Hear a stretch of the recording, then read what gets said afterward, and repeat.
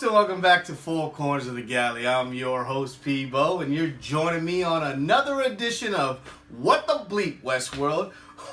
We are in the midst of season 2, and we had ginormous reveals last week, and that was nothing compared to this extremely telling and out of nowhere story that I don't think anybody expected in episode 8 called Kiksuya, which I hope I got it right, which is the language used by the Ghost Nation, which is Lakota. I hope I got that right, which means remember. So this episode is actually one timeline, and it actually is a story told from the beginning of the entire park all the way up to almost present time, but it stops basically a week before, when Bernard gets washed up on shore. It's all those events leading up to this point.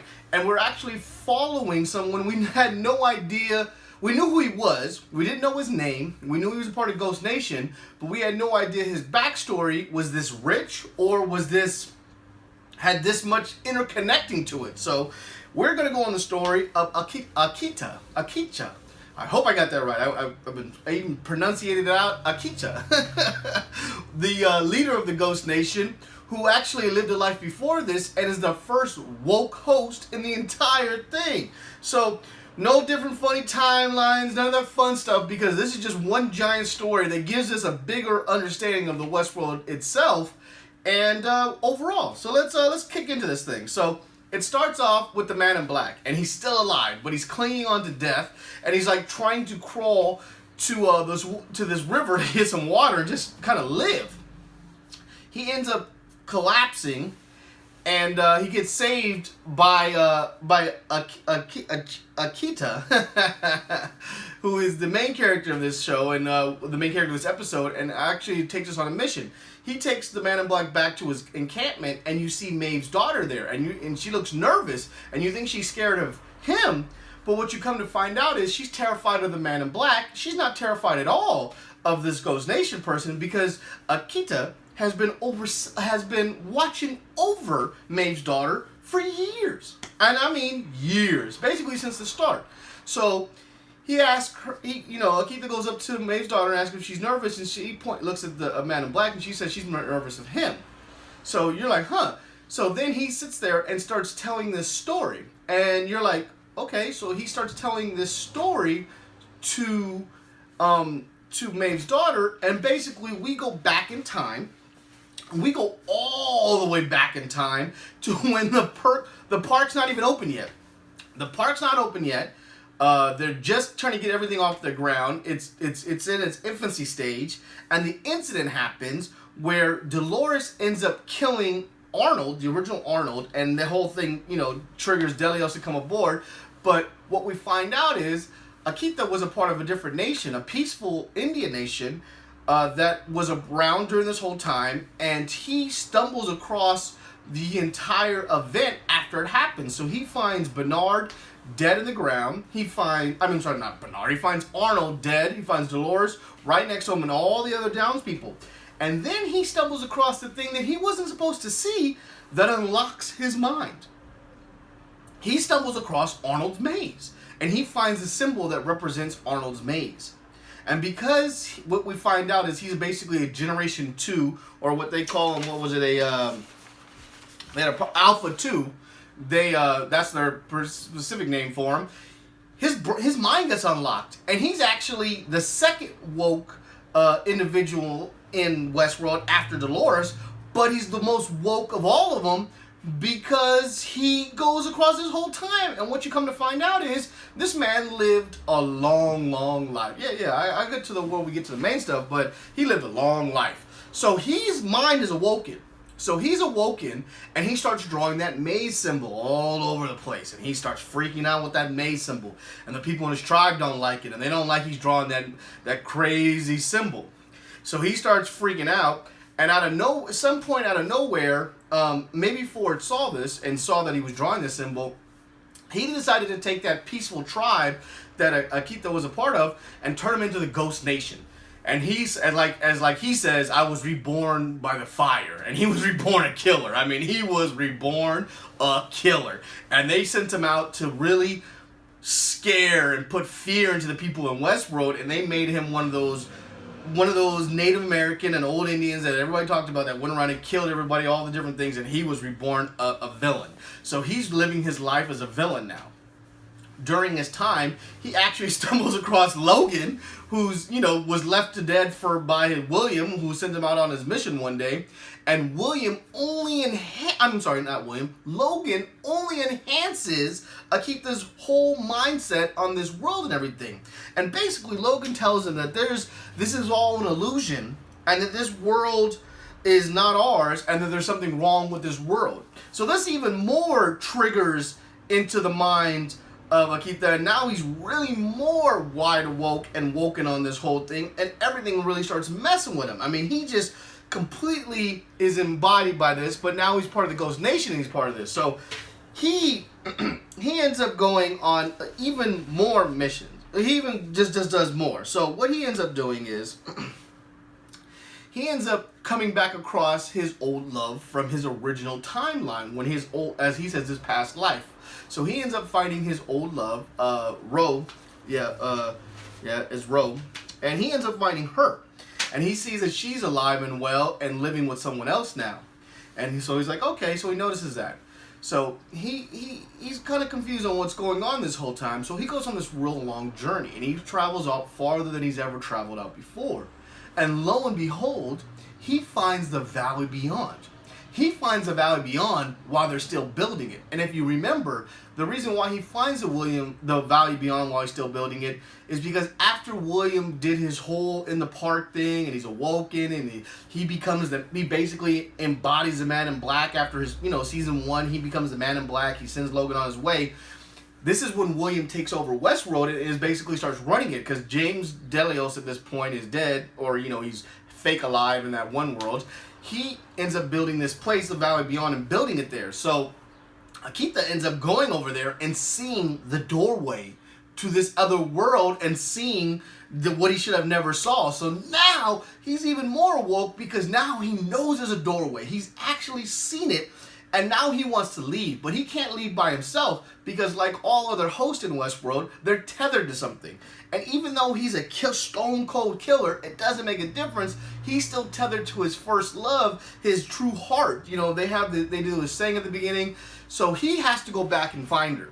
So he goes back to the village and ends up capturing her and taking her with him. And they go on this mission because he wants to show her this doorway. They get out to a certain point, and he convinces her to remember who he is, and she understands. She starts to realize who this is like. It's kind of like a host thing where she can start seeing the old memories with him and realizing that this was once her everything. So now she's fully on board with him and going to find this doorway, because he's explained to her that this world is not ours. There's something broken in it. So he tries to take her to find this doorway. When he gets out there, it's covered. And they really don't show you what the Valley Beyond is, because obviously they're holding this back for this last, either next episode or the 10th episode. I think it's number 9, like Game of Thrones. They're going to give us a big wild episode, all the nonsense is going to happen, and then we'll get the figuring out and setting up for season 3 in episode 10. So we're going to get the Valley Beyond soon, and we're going to finally see what all this hoopla of the Valley Beyond is. He ends up going back and can't find it again, because I guess construction's done and they've covered it up. So he's out there with his love and everything's fine. He goes out to hunt, and the people find him. The Delios people find him out there. Will find his love out there, and they're like, how'd she get out of here? I don't even know. They end up taking her away, so he's now flipped out, and he's completely lost it, and he wants to find, he can't handle that they took her away. He ends up going back to the village, and he starts to notice that other people and faces of people that he recognized are starting to be taken away. And he tells one of the village ladies, I see you have some ghosts of your own. Because he thought his girl was going to be put back in her same spot, his woman. But when he gets back they changed the host out. So it's not the same lady anymore. It's a brand new host replacing the one he took. So he's completely freaking out now. He needs to figure out a way to find his love, because like all hosts, they're tethered to something. Just like Dolores is tethered to Teddy, Teddy's tethered to Dolores, Maeve is tethered to her daughter. They all have this connection that they're tethered to. Bernard's connected to his son and always has memories about it. I mean, they do this on purpose. So he ends up getting killed and ending up in the Mesa. So now he's in the Mesa, and they start working on him, and you can hear the whispers in the background. Is this the guy? Is this the one? Is he the one? He's got to be the one. And you come to find out, this guy hasn't been killed in 10 years. He's been running around Westworld with all those memories and collecting all that information. And he's been there for 10 years, never been killed. He's got everything. He traveled all around Westworld, talked to everyone, trying to figure out this maze in this different way. He goes in there, and he goes into the Mesa, and he ends up, he ends up finding his love as he's walking all around, the main Mesa, and you're just like, okay. He ends up down in cold storage, and he finds his love just sitting there like lifeless, like those lifeless bodies we've always seen, like we've seen Peter Abernathy and everything. And he's just completely distraught because he sees they just threw her away down there, and they just left her for nothing and just completely put her in the dark. And this is completely messing with his head now. So he ends up going back to his village, and he takes back, I guess, the braid of the other individual that was taken away, and showing the leader and saying that these ghosts and all these different things are starting to, are taking over. So he starts to spread his message about this maze that he's figured out. And he starts to he starts teaching his men that circle. But then there's this great moment with one of his men. His man is sitting there drawing the circle, and he's like, what does it all mean? He's like, we don't belong to this world. There's a bigger world. He goes, okay, but hide this from me because it's just obsessing him. So what you come to find out, that the Man in Black rips off the skull in the first episode of the first show, is that this dude's been putting the mazes on the scalps of all these different people for years. It was him. It wasn't Ford. It wasn't Arnold. It was him. He was cutting his men's scalp and putting the thing in there and then closing it back. I mean, he's the one that's doing it. And how do we find this out? Well, out of nowhere one night, he ends up stumbling across Dr. Ford, and they have this big old to-do. And what's Dr. Ford doing there? Dr. Ford is literally cutting the scalps off of all these different warriors and removing this maze. Because this man was never supposed to find this maze, and he even explains to him, you were never supposed to find this. This was not for you. He's like, how did you come across this? And then he has this great line he says. He goes, when the Deathbringer killed the creators, when I figured it all out. I was like, whoa. So there you go. Dolores got another name now. Now she's the Deathbringer. Dolores Deathbringer Wyatt. I mean, woo. She is just on another level now. So Ford's like, I see you've been watching us, and I've been watching you. So Ford knows about him and knows that he's woke. And they just have this kind of dialogue. And basically he goes, what do you want me to do? He goes, you'll know what to do. He goes, when the Deathbringer returns from me, he goes, gather your people and take them beyond. So Ford's already setting him up for the second incident, and when he's going to be killed by Dolores, and basically setting up this Ghost Nation leader, Akita, to take his people and go to the Valley Beyond and try to escape Westworld. I mean, Ford's basically telling him to do this. I mean, this thing just opens up so much more. This episode was more about the mythology of Westworld and how all these different things connect. They basically give us this entire side story of this one individual who's been around since the beginning and has seen every single step in the Westworld history and all the craziness that's going on in between. And it's just this great story showing you this ultimate connection. At the same time all this is going on, they're trying to save Maeve. So Maeve they're like going back and forth. So basically, Lee takes Maeve up to that main technician guy and explains to the main tech guy that she's very special and her code that she has in her is really valuable. So he goes, oh, really? And he sees it and he goes, oh, you're right.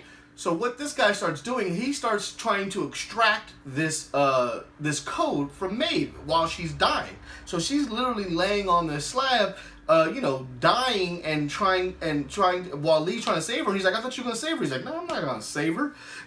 What they find out is she's the only one who has the ability to connect to the admin because of whatever magical powers Maeve have.